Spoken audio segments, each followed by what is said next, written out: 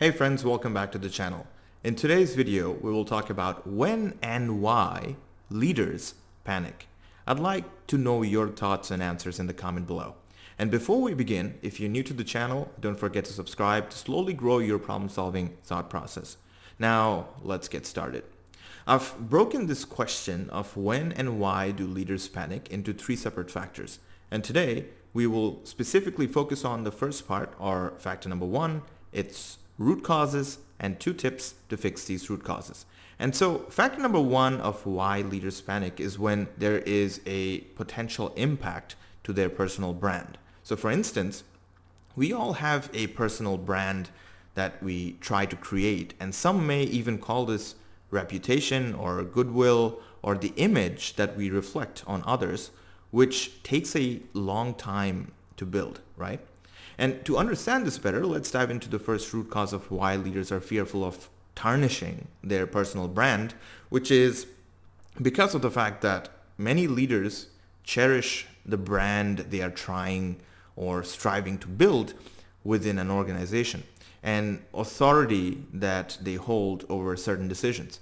So during hard times, they fear being the first one to be laid off, since many organizations find more economic sense to try to cut costs by letting a few leaders leave instead of firing a bigger number of frontline employees purely due to financial or non-financial decisions, right?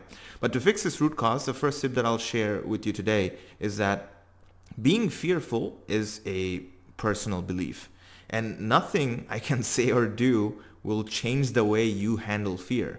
But being fearful has certain negative impacts, like not giving your best because of the uncertainty ahead.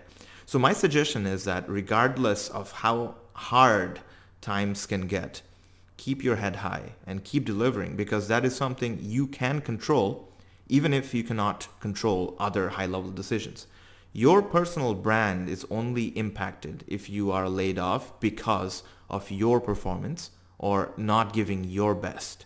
But if those cuts were made to keep the company afloat, then you don't have much to worry about your personal brand, because it wouldn't impact how your performance can be translated because of the layoff, right? And vice versa. Now let's look at the second root cause, which is the fact that many managers grow fearful that they may not be seen as someone who's individually contributing towards a mission, right? And this may lead them to start micromanaging their employees and try to control different aspects of a project to purely show off or demonstrate the value that they're trying to bring, without realizing how harmful their actions can be seen as. And my second tip to fix this root cause is that if you keep thinking about what others think about you, then you will only waste your time. See, it's true that employees observe their managers and learn good habits and even bad habits if their leaders are setting those examples.